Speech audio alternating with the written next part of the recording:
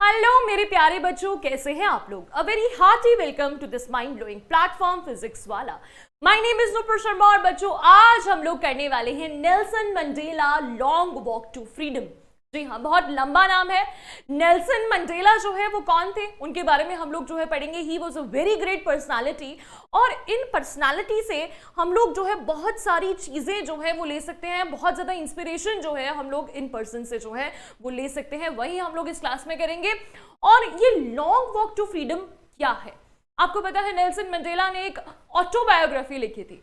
उस ऑटोबायोग्राफी का ही ये पार्ट है, ये चैप्टर, जो कि आज हम लोग जो है वो फटाफट से स्टडी करेंगे। तो चलिए स्टार्ट करते हैं। हाँ जी, यहां आप लोग देख सकते हैं मेन कैरेक्टर्स। सबसे पहले we are going to talk about Nelson Mandela. आपको पता है नेल्सन मंडेला जो है वो साउथ अफ्रीका के फर्स्ट ब्लैक प्रेसिडेंट थे। जी हाँ, फर्स्ट ब्लैक प्रेसिडेंट थे। और कब से लेके कब तक, 1994 से लेके 1995 तक। जी हाँ, 1994 से लेके 1995 तक, 1999 तक जो है ये साउथ अफ्रीका के प्रेसिडेंट रहे और फर्स्ट ब्लैक प्रेसिडेंट बने एक रिप्रेजेंटेटिव डेमोक्रेसी में। रिप्रेजेंटेटिव डेमोक्रेसी का मतलब है कि लोगों ने वोट करके जो है इन्हें चुना। ठीक है, वोट कर इन्हें चुना। इन्होंने अपनी पूरी लाइफ जो है अपार्थेड के खिलाफ जो है वो लड़ाई करी। He was an anti apartheid activist. Anti apartheid activist थे और रेशियल रिकंसाइलेशन के लिए इन्होंने अपनी पूरी लाइफ लगा दी। क्या होता है अपार्थेड? ठीक है, अपार्थेड के खिलाफ उन्होंने लड़ाई क्यों करी भाई? अपार्थेड का मतलब क्या होता है? अ पॉलिसी और सिस्टम ऑफ सेग्रीगेशन और discrimination on the grounds of race. Apartheid या फिर जिसे हम लोग रेशियल डिस्क्रिमिनेशन भी कहते हैं। ठीक है, इसका मतलब क्या होता है? रेस के बेसिस पर डिस्क्रिमिनेशन करना। रेस क्या होता है बच्चों? रेस का मतलब होता है नस्लीय भेदभाव, जातिवाद। जब हम लोग जाति के आधार पर लोगों को बांट देते हैं। और हम लोग साउथ अफ्रीका की बात करें तो वहां किस बेसिस पर बांटा जाता था? कलर के बेसिस पर। ठीक है, वहां पर व्हाइट्स जो हैं वो अपने आप को सुप्रीम मानते थे। एक तरफ थे व्हाइट्स और दूसरी तरफ थे ब्लैक्स एंड कलर्ड्स। ठीक है, और इसी के खिलाफ जो है वो लड़ते रहे। कौन? हमारे नेल्सन मंडेला। नेल्सन मंडेला ने अपनी पूरी लाइफ लगा दी कि ये अपार्थेड जो है ना, ये अपार्थेड जो इतनी ज्यादा इनह्यूमेन पॉलिसी है, क्या बोलेंगे इसको? इनह्यूमेन पॉलिसी, यानी कि इसमें मानवता जो है वो बचती ही नहीं थी। इतना बुरा इनके साथ बिहेवियर किया जाता था लोगों के साथ। और नेल्सन मंडेला ने पूरी लाइफ इसी के लिए काम करा। रेशियल रिकंसाइलेशन करना चाहते थे, यानी वो चाहते थे कि सभी रेसेस के लोग जो हैं वो साथ मिलकर रहें। ठीक है, आपस में कभी झगड़ा ना करे, कोई भी जो है किसी को परेशान ना करे, कोई भी किसी को ऑप्रेस ना करे। ऑप्रेस समझते हो? दबाए ना, यानी कि उसके ऊपर कोई भी किसी को डोमिनेट ना करे। हम लोग क्या देखते थे? व्हाइट्स ने जो है वो ब्लैक्स को डोमिनेट किया था। कैसे किया था? जरा यहां देखो आप लोग, यहां आपको एक इमेज नजर आ रही है। ठीक है, इस इमेज को अगर आप लोग ध्यान से देखेंगे, यहां एक वाटर कूलर है। ठीक है, यहां वाटर कूलर है और इस वाटर कूलर के ऊपर लिखा है कलर्ड। कलर्ड यानी कि ये जो वाटर कूलर था ना, ये कलर्ड लोगों के लिए रिजर्व था। यानी कि इसे सिर्फ कलर्ड पीपल जो है वो पी सकते हैं, ब्लैक पीपल पी सकते हैं, व्हाइट्स के लिए नहीं है ये। साउथ अफ्रीका में ये सिर्फ वाटर कूलर की बात नहीं है, वहां पर हर जगह एक तरह से डिवीजन था। व्हाइट्स के लिए जो फैसिलिटीज अलग थी और ब्लैक्स के लिए अलग थी। उनके लिए स्कूल्स अलग थे, उनके लिए कॉलेजेस अलग थे, बसेस अलग थी, पब्लिक ट्रांसपोर्टेशन, हर चीज जो है उनके लिए बच्चों अलग थी। आप बीचेस के बाहर जो है बड़े बड़े बोर्ड्स देख सकते थे जहां लिखा हुआ था ओनली फॉर व्हाइट पीपल। सिर्फ व्हाइट पीपल ही वहां पर जो है बच्चों अलाउड थे, ब्लैक्स को वहां जाना अलाउड नहीं था। और ये मुझे कहने की जरूरत नहीं है कि जो ब्लैक्स के लिए सर्विसेज थी, यानी कि जो उनके स्कूल्स थे, कॉलेजेस थे, उनमें बहुत कम फैसिलिटीज हुआ करती थी। वेयरएज जो स्कूल्स एंड कॉलेजेस व्हाइट्स के लिए थे, जो उनके लिए हॉस्पिटल्स थे, उसमें सारी सर्विसेज थी, उसमें सारी चीजें जो है वो थी। तो आप लोग सोच भी नहीं सकते, आपकी सोच के परे है ये चीजें कि उनके साथ कितना ज्यादा जो है उन्हें परेशान किया जाता था। वैसे तो हम लोग सोच सकते हैं क्योंकि हम लोग इंडियंस हैं, हम लोग इंडिया में रहते हैं, हम लोग भी कॉलोनी थे ब्रिटिशर्स के, उन्होंने हमारे साथ भी ऐसा ही किया था, इसी तरीके का डिस्क्रिमिनेशन जो है वो हमारे साथ होता था, और साउथ अफ्रीका में तो उन्होंने बहुत ही ज्यादा किया, ठीक है। लेकिन हमारे जो नेल्सन मंडेला हैं उन्होंने इसके खिलाफ जो है पूरी जिंदगी लगाई, और साथ साथ में इन लोगों ने भी, जिनका नाम है Oliver Tambo, Walter सिसुलू, chief Luthuli और भी बहुत सारे, ये जब आप चैप्टर पढ़ते हो ना तो ये जो हमारे नेल्सन मंडेला है ये इन लोगों को जो है श्रद्धांजलि देते हैं, इनको अपनी रिस्पेक्ट पे करते हैं। ये कहते हैं कि इन लोगों की वजह से है कि आज साउथ अफ्रीका जो है वो फ्री है, ठीक है। साउथ अफ्रीका फ्री किस दिन होता है बच्चों? 10 मई 1994। 10 मई 1994 को साउथ अफ्रीका में हमारे नेल्सन मंडेला एक स्पीच देते हैं। कहां पर? यूनियन बिल्डिंग और एम्फी थिएटर इन प्रिटोरिया।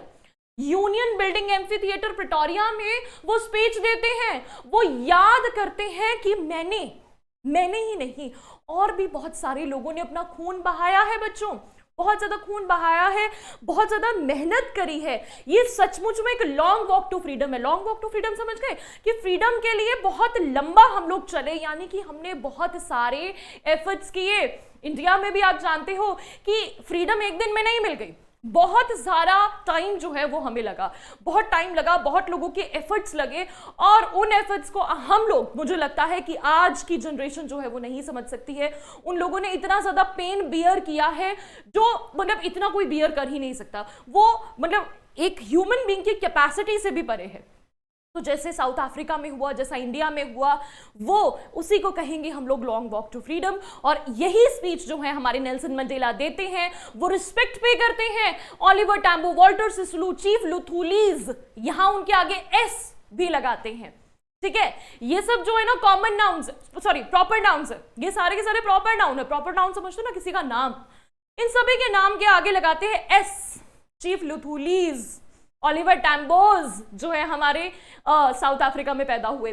भाई ये क्वेश्चन बहुत ज्यादा आता है आपके इस चैप्टर में कि नेल्सन मंडेला उनके नाम के आगे एस क्यों लगाते, चीफ लुथुलीज, ओलिवर टैम्बोज जो है वो वर्ड क्यों बोलते हैं? भाई ये क्वेश्चन आता है।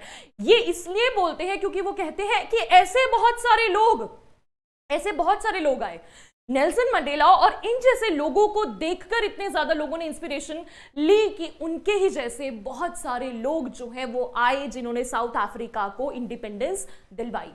जैसे कि हम लोग इंडिया की बात करें, इंडिया में जब एक भगत सिंह मरा, ठीक है, एक भगत सिंह जो है मरा, लेकिन उसके मरने के बाद, उनके मरने के बाद बहुत सारे भगत सिंह जो है वो पैदा हुए।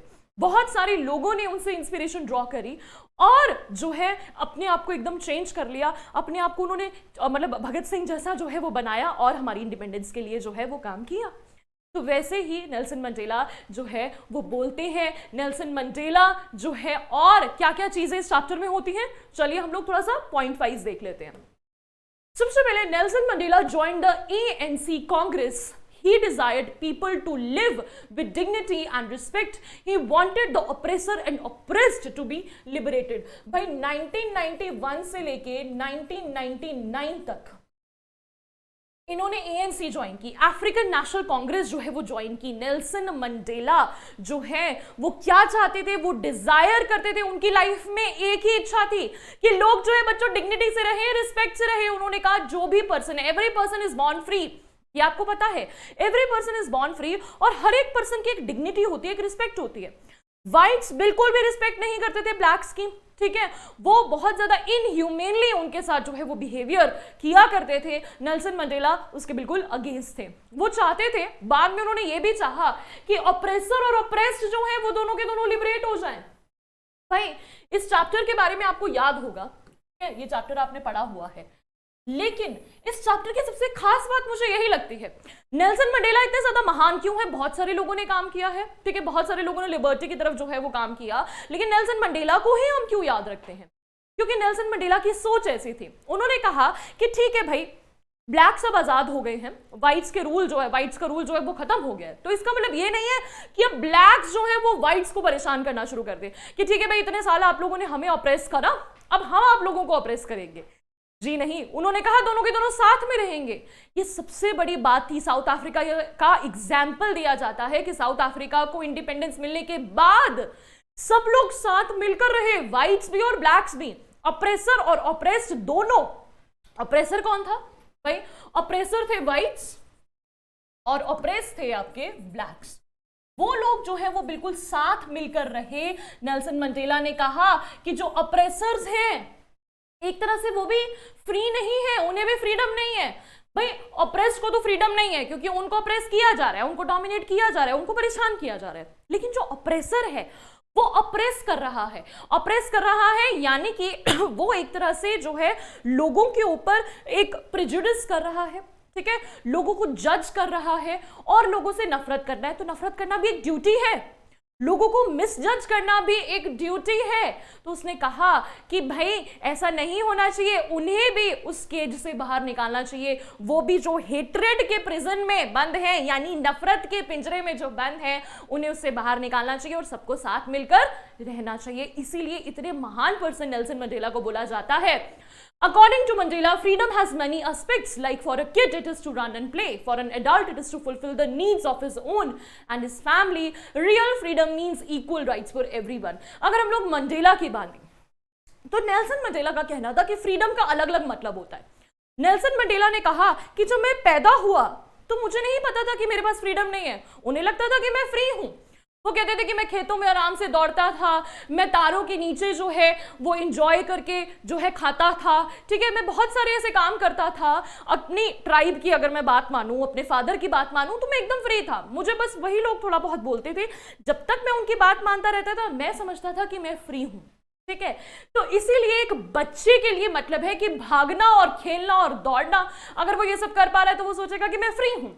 एक एडल्ट के लिए है अपनी ड्यूटीज को फुलफिल करना। ड्यूटीज को फुलफिल करने का मतलब हो गया कि अपनी फैमिली का टेक केयर करना, ठीक है, अपने काम करना, ठीक है, अपने काम जो है वो करना और अपनी फैमिली का जो है वो ध्यान रखना, ठीक है। बच्चे के लिए ये हो गया। एक यंग पर्सन की अगर हम लोग बात करें, ठीक है, यंग पर्सन की बात भी वो बताते हैं कि जब मैं कॉलेज में आया, जब मैंने पढ़ना शुरू किया, तो मेरे लिए फ्रीडम का मतलब था कि मैं जो चाहता हूं वो मैं पढ़ पाऊं, जो मैं अचीव करना चाहता हूं मैं अचीव कर पाऊं, और साथ ही साथ मैं अगर रात को घूमना चाहता हूं तो मैं घूम पाऊं। लेकिन ये सब नहीं करने दिया जा रहा था उन्हें। जब वो बड़े हो गए, एडल्ट बन गए, तो उनके लिए उनकी ड्यूटी थी फैमिली की तरफ कि मैं जिससे चाहूं उससे शादी कर सकूं, मैं जितना कमाता हूं वो मैं कमाई अपनी जेब में रख सकूं, ठीक है, ये सब काम मैं कर सकूं, अपनी फैमिली की तरफ जो मेरी ड्यूटीज है उसे मैं निभा सकूं, ठीक है। लेकिन ये फ्रीडम नहीं है। रियल फ्रीडम का मतलब है इक्वल राइट्स फॉर एवरीवन। पहले नेल्सन मंडेला को हर एक स्टेज पर डेफिनेशन की अलग अलग मीनिंग पता चलता रहा कि हाँ इस टाइम मुझे ये वाली फ्रीडम चाहिए, इस टाइम मुझे ये वाली फ्रीडम चाहिए। बाद में उन्हें रियलाइज हुआ कि रियल फ्रीडम का मतलब है सभी के लिए इक्वल राइट्स। अगर सिर्फ मुझे अकेले को फ्रीडम मिल रही है और किसी और को नहीं मिल रही है तो बच्चों वो फ्रीडम नहीं है। उन्होंने कहा मुझे ऐसी फ्रीडम की जरूरत नहीं है, ठीक है। अगर आप अफ्रीका की बात करें, साउथ अफ्रीका की बात करें, तो साउथ अफ्रीका में लोगों को अपनी ड्यूटीज भी फुलफिल करने नहीं दिया जाता था। जी हाँ, वो as a husband, as a father, as a son अपनी ड्यूटीज जो है वो पूरी नहीं कर पाते थे। He also stated that a man should try to make a balance between his duties, duty to his family and duty to his community and country. A black person was treated badly and not allowed to perform his duties, as I told you. वो क्या बोलते थे that every person has twin obligations। भाई ये बहुत important question आता है आपको, twin obligations नेल्सन मंडेला की। twin obligations क्या है? ड्यूटी टुवर्ड्स योर फैमिली, ठीक है, योर कम्युनिटी, ठीक है, एक फैमिली, सॉरी आपकी फैमिली हो गई, और एक है आपकी अपनी कम्युनिटी की तरफ, अपनी कंट्री की तरफ। आप अपनी भी बात कीजिए। हर एक पर्सन की एक ड्यूटी होती है कि ठीक है उसे एक अच्छा बेटा बनना है, अच्छा हस्बैंड बनना है, अच्छा फादर बनना है, ठीक है, हमें ये सब काम करना है, अपनी फैमिली को पैसा कमा के देना, ये हमारा जो है ये हमारी ड्यूटी है, सबका टेक केयर करना। लेकिन क्या एक पर्सन की ड्यूटी नहीं बनती अपनी कम्युनिटी की तरफ, अपनी कंट्री की तरफ, ठीक है। उन्होंने कहा कि हर पर्सन अपनी कैपेसिटी के हिसाब से, ठीक है, जितना वो कर सकता है, अपनी इंक्लाइनेशन के हिसाब से वो काम करता है, ठीक है, जो भी जहां भी वो काम करना चाहता है। जैसे कि मैं एग्जांपल दूंगी आपको कि किसी को खाना बनाना बहुत पसंद है, ठीक है, खाना बनाना पसंद है, वो बहुत अच्छा खाना बनाता है, तो वो क्या कर सकता है, चलो अपनी फैमिली का तो उसने टेक केयर किया ही, अब वो क्या करे, संडे को जो है उसने बहुत सारा खाना बना दिया और कम्युनिटी में जाके डिस्ट्रीब्यूट कर दिया। वो उसकी हॉबी है, वो वही काम कर सकता है, तो उसने खाना बनाया और खाने को गरीब लोगों में जाके डिस्ट्रीब्यूट कर दिया। तो उसने अपनी जो सेकंड ड्यूटी है वो भी निभा दी। ठीक है, एक कारपेंटर है, कारपेंटर ने अपना जो भी वो काम करता है, ठीक है, कुर्सियां बनाता है, ठीक है, दरवाजे ठीक करता है, जो भी काम करता है, ठीक है, वो उसने उससे पैसे कमाए और अपनी फैमिली का पेट भर दिया।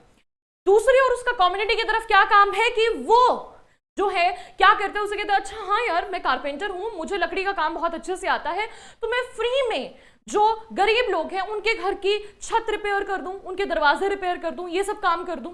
ठीक है, ये मैं आपको एग्जांपल दे रही हूं सिर्फ कि कैसे ट्विन ऑब्लिगेशंस को हम लोग को निभाना चाहिए और किन ट्विन ऑब्लिगेशंस की बात कर रहे थे नेल्सन मंडेला। तो उन्होंने कहा ये सब ऑब्लिगेशंस जो हैं एक पर्सन की एक तरफ बनती हैं, कम्युनिटी की तरफ, कि वो एज अ कारपेंटर ये हेल्प कर सकता है कम्युनिटी की, और ऊपर से टैक्सेस पे करके या जो भी है। लेकिन साउथ अफ्रीका में ऐसा नहीं था। साउथ अफ्रीका में आप दोनों ड्यूटीज को नहीं निभा सकते थे। अगर कोई पर्सन अपनी एक ड्यूटी भी अच्छे से निभाता था, अपनी फैमिली का भी टेक केयर करता था, तो उस इंसान को आइसोलेट कर दिया जाता था, उसे एक ऐसी जगह पर फेंक दिया जाता था जहां वो पूरी लाइफ जो है वो मतलब सीक्रेसी में रहता था और रिबेलियन में रहता था। कहने का मतलब है उसे अलग कर दिया जाता था, उसे कहीं भेज दिया जाता था ऐसी जगह पे जहां उसको छुपकर रहना पड़ता था, और वो पूरी उम्र जो है वो बागी बनकर रहता था। वो सोसाइटी में नहीं रह सकता था, उसे सोसाइटी में रहना अलाउड नहीं था। इंडिया में भी आप लोग देखेंगे, जब इंडिया में भी फ्रीडम चल रही थी, फ्रीडम फाइट चल रही थी, तो उस टाइम पर भी बहुत सारी ऑर्गेनाइजेशंस गुपचुप जो है वो बनी थी, चुपचाप जो है वो बनी थी। फ्रेंच रेवोल्यूशन में भी ऐसा हुआ था, तो वैसा ही साउथ अफ्रीका में भी बच्चों था। तो लोगों ने यहां पर भी बहुत कुछ जो है वो सहन किया, कोई भी ड्यूटी अपनी वो पूरी नहीं कर पा रहे थे।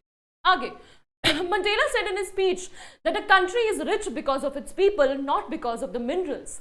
Courage is not the absence of fear, but the victory over it. People should love others and not hate them due to color or religion. Love comes naturally, not by force, which is natural goodness. Mandela ने अपनी speech दी, मैंने आपको बताया ना 10 मई 1994 को Mandela ने अपनी speech दी, जिसमें उन्होंने कहा कि मेरे देश में इतने महान लोग हैं, इतने ज्यादा महान लोग हैं जिन्होंने इतना कुछ सहा। वो कहते हैं अपनी स्पीच में, बोलते हैं कि लोगों ने इतना सहा कि जितना एक ह्यूमन बॉडी सहे, मतलब वो बर्दाश्त ही नहीं कर सकती, टॉलरेट ही नहीं कर सकती, उससे ज्यादा मतलब एक पुश करा गया, उन्हें पुश किया गया अपनी लिमिट तक, जो उनकी आखिरी लिमिट है ना उस तक जो है उन्हें पुश किया गया, इतना ज्यादा उन्हें टॉर्चर किया जाता था। फिर भी वो लोग टिके रहे, फिर भी वो लोग फ्रीडम के लिए लड़ते रहे। तभी वो कहते हैं कि मेरी कंट्री की खास बात ये है, वो इसलिए रिच नहीं है क्योंकि हमारे पास बहुत सारे मिनरल्स हैं। आपको पता है साउथ अफ्रीका में बहुत सारे मिनरल्स हैं, डायमंड्स हैं। उन्होंने कहा नहीं, रियल डायमंड तो मेरे यहाँ के लोग हैं, मेरे जो लोग हैं उनकी वजह से मेरी कंट्री जो है वो रिच है। और उन्होंने एक बहुत अच्छी बात कही, that is courage is not the absence of fear but the victory over it.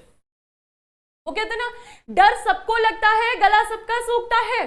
ठीक है, ये एड जो है वो बिल्कुल सही है, डर सभी को लगता है, ऐसा कोई पर्सन नहीं है जिसे डर नहीं लगता, लेकिन असली पर्सन वही है जो डर के ऊपर जीत हासिल करे।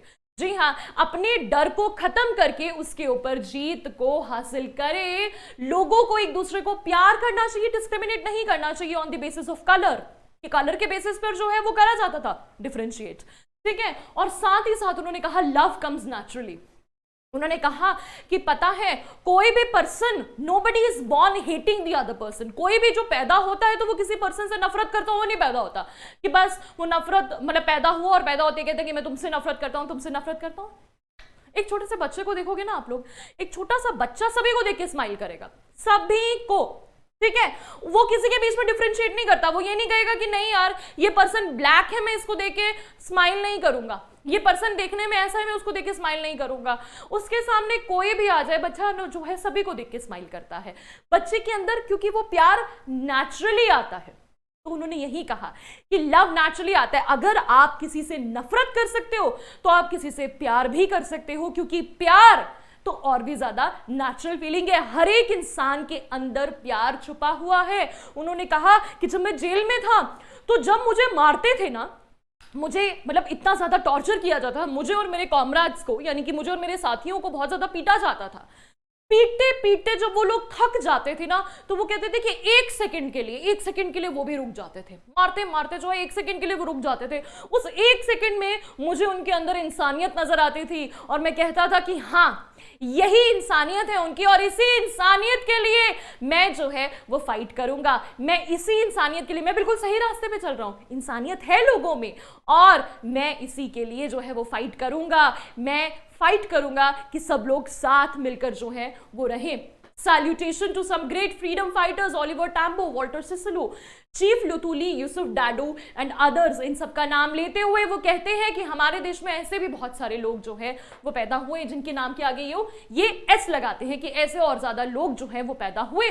वो कहते हैं ना कि जो आग में जलकर ही सोना कुंदन बनता है, इट एक्चुअली मीन्स कि ये जो such heights of character are born, अगर उनके साथ इतना ज्यादा जो है, शायद इतना ज्यादा किसी को आप टॉर्चर करा, इन लोगों को इतना ज्यादा टॉर्चर करा, तभी इतने महान लोग पैदा हुए। ठीक है, इतने ज्यादा महान लोग आज की डेट में आपको इतने महान लोग देखने को शायद ना मिले। Mandela remembered and thanked the people who sacrificed their life for the freedom. Mandela was a very humble person. उन्होंने बहुत humbly सभी को थैंक्स कहा। उन्होंने कहा मैं कुछ भी नहीं हूँ, मैं शायद जो मुझसे नेक्स्ट पर्सन है वो शायद मुझसे ज्यादा जो है वो करेजियस होगा, मुझसे ज्यादा बहादुर होगा।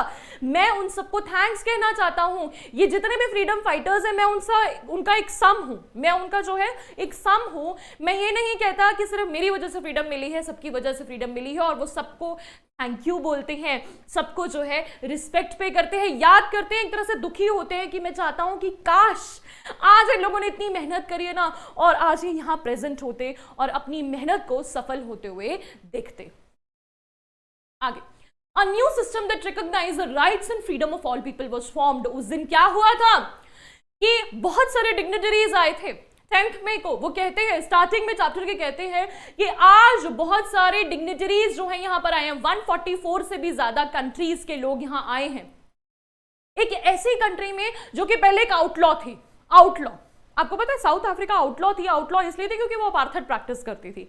बाकी कंट्रीज ने उनके साथ कोई डिप्लोमेटिक रिलेशनशिप्स नहीं रखे थे क्योंकि वो अपार्थाइड को प्रैक्टिस करती थी। अब वो खत्म हो चुका था। जब अपार्थाइड खत्म हो गया तो 144 कंट्रीज से भी ज्यादा के डिग्निटरीज और वर्ल्ड लीडर्स आए उस ऐतिहासिक दिन को अटेंड करने के लिए, जब एक नई पॉलिसी बनी, एक नया सिस्टम बना जिसमें सभी के राइट्स और फ्रीडम्स का ध्यान रखा गया।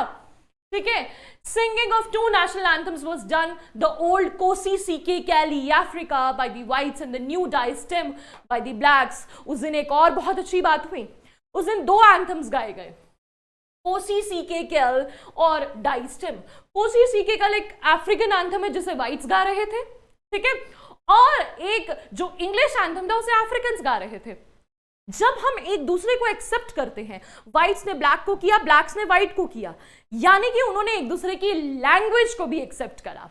और तभी जो है जिसे अफ्रीकन लैंग्वेज नहीं आती थी वो अफ्रीकन लैंग्वेज गा रहा था, जिसे इंग्लिश नहीं आती थी वो इंग्लिश लैंग्वेज में एंथम गा रहा था। उस दिन किसी को भी लिरिक्स याद नहीं थे, लेकिन उन्हें याद हो जाएंगे, बाय हार्ट हो जाएंगे, क्योंकि वो उनकी कंट्री का नेशनल एंथम बनने वाला था। तो ये भी एक बहुत बड़ा एग्जाम्पल था यूनिटी को शो करने के लिए। A colorful show by jets and helicopters to show military's loyalty took place। उस दिन वही हुआ जो हमारे यहाँ आप 26 जनवरी को देखते हैं कि बहुत ही पिन पॉइंट प्रिसीजन से जो मिलिट्री है वो बहुत सारे जेट्स जो है वो उड़ाती है। यहाँ पर इम्पाला जेट्स जो है वो आप देख सकते थे, इम्पाला जेट्स उड़ रहे थे, और भी बहुत सारे जेट्स थे जो कि अपने पीछे जो है कलरफुल जो है वो स्मोक छोड़ रहे थे। और वो क्या कर रहे थे, बहुत पिन पॉइंट प्रोसिजन से कर रहे थे। वो क्या दिखाना चाहते थे, मिलिट्री जो है वो इस तरह से जेट्स उड़ाकर, हेलीकॉप्टर्स उड़ाकर क्या दिखाना चाहती थी, वो दिखाना चाहती थी कि ये जो नई गवर्नमेंट बनी है ना, हम इसे सल्यूट करते हैं, हम इसकी रिस्पेक्ट करते हैं, और इस नई गवर्नमेंट को बरकरार रखने के लिए हम अपनी जान लगा देंगे। आपको क्या लगता है कि 26 जनवरी को जो हमारे 26 जनवरी को रिपब्लिक डे वाले दिन जो हमारे यहाँ होता है वो किस लिए होता है? वो ये दिखाने के लिए नहीं होता कि वो कितने पिन पॉइंट प्रिसीजन से काम करते हैं, वो ये दिखाने के लिए होता है कि हम लोग लॉयल हैं, अपनी लॉयल्टी को शो करने के लिए। वो इतना टाइम जो है प्रैक्टिस करते हैं इन सब चीज़ों के लिए, और वो बताते हैं कि हम इस कंट्री की तरफ जो है अपनी जान लगा देंगे। ठीक है, तो वैसा ही उस दिन भी होता है। Mandela pledge to liberate his people from poverty, suffering and discrimination. Mandela उस दिन कहते हैं कि मैं अपनी कंट्री के हर एक पर्सन को आजाद करूंगा। ओथ लेते हैं वो, पॉवर्टी, सफरिंग, डिस्क्रिमिनेशन। आपको पता है साउथ अफ्रीका में पॉवर्टी बहुत है, सफरिंग है, डिस्क्रिमिनेशन है। डिस्क्रिमिनेशन सिर्फ कलर के बेसिस पे नहीं है, क्रीड, रिलीजन, जेंडर, सभी बेसिस पे डिस्क्रिमिनेशन है। वो कहते हैं कि मैं सभी डिस्क्रिमिनेशन को जो है वो खत्म करूंगा। वो जन कहते हैं कि ये जो रेनबो गैदरिंग है ना, यहाँ पर एक वर्ड वो यूज करते हैं बच्चों, रेनबो गैदरिंग। रेनबो गैदरिंग का मतलब हो गया कि आज कितने सारे कलर्स के लोग यहां पर आए हैं, ब्लैक्स हैं, वाइट्स हैं और कलर्ड भी हैं। कलर्ड लोग कौन थे? कलर्ड लोग वो थे जो दूसरी कंट्री से, एशिया वगैरह से आकर वहां पर सेटल हो गए थे साउथ अफ्रीका में। वो भी, उनका कलर भी फेयर नहीं था, वाइट नहीं था, इसलिए उन्हें भी जो है आउटसाइडर ही माना जाता था, उन्हें भी नेटिव माना जाता था। और वो कहते थे, वाइट्स जो है वो कहते थे कि ये लोग जो है वो सेफ नहीं है, ये हाइजेनिक नहीं है, ये जो है बहुत ज्यादा डेंजरस पीपल होते हैं। लेकिन इतना ज्यादा स्ट्रगल करने के बाद साउथ अफ्रीका के लोगों ने ये प्रूव कर दिया, मंडेला जैसे लोगों ने ये प्रूव कर दिया कि नहीं, ये डिस्क्रिमिनेशन खत्म करनी जरूरी है और हमारी कंट्री में फ्रीडम आना भी उतनी ही जरूरी है। The victory for justice, peace and human dignity. उन्होंने कहा कि आज, उन्होंने ये भी कहा कि आज हमें विक्ट्री मिलती है किसके लिए? Justice, peace and human dignity. आज हमें रिस्पेक्ट मिल रही है, ह्यूमन डिग्निटी के खिलाफ हमने जो है मतलब उसके लिए हमने वर्क किया है। उन्होंने कहा आज जो हम खड़े हैं ना, ये सिर्फ हमारी कंट्री की जीत नहीं है, पूरे वर्ल्ड की जीत है। पूरे वर्ल्ड में क्या हैप्पीनेस रह सकती है अगर उसकी एक भी कंट्री खुश नहीं है? अगर एक भी कंट्री में डिस्क्रिमिनेशन है बच्चों, तो वो कंट्री खुश नहीं है। तो वो यही बात जो है यहाँ उस दिन बोलते हैं, इनॉग्रेशन सेरेमनी बोला जाता है, स्वेयरिंग इन सेरेमनी उसे बोला जाता है, जिस दिन वो शपथ लेते हैं। और कहाँ लेते हैं बच्चों, ये याद रखना है, यूनियन बिल्डिंग इन प्रिटोरिया, जिस दिन फर्स्ट नॉन रेशियल गवर्नमेंट बनती है, फर्स्ट ब्लैक प्रेसिडेंट जो है नेल्सन मंडेला बनते हैं। 10th of May was a day for freedom for South Africa and there was a huge gathering of international leaders and dignitaries। 10th मई को huge dignitaries, world leaders जो है उसे attend करने के लिए आते हैं, रिस्पेक्ट पे करने के लिए आते हैं कि साउथ अफ्रीका जैसे देश जहां पर इतनी रूड पॉलिसी प्रैक्टिस हो रही थी, आज यहां पर सब कुछ खत्म हो गया है। आज यहाँ पर नॉन रेशियल गवर्नमेंट बनने जा रही है। तो इस ऐतिहासिक दिन को सब लोग बहुत ही खुशी खुशी अटेंड करने के लिए आते हैं। ठीक है, आई होप आपको ये चैप्टर जो है वो समझ में आ गया होगा। ठीक है, और इस चैप्टर में जो है बहुत सारी चीजें हैं जो बहुत इंपॉर्टेंट हैं। वही जो ट्विन ऑब्लिगेशंस हैं, जितने भी आपके फ्रीडम फाइटर्स हैं और उनका हाइट्स ऑफ कैरेक्टर वो कैसे फॉर्म हुआ, ये जो कितना ज्यादा उनके साथ ऑपरेशन हुआ और उसके बाद उनके हाइट्स ऑफ कैरेक्टर जो है वो हुआ। ठीक है, वो जो है ये सब आपको पढ़ना है। चलिए मिलते हैं नेक्स्ट वीडियो में, till then bye bye, take care.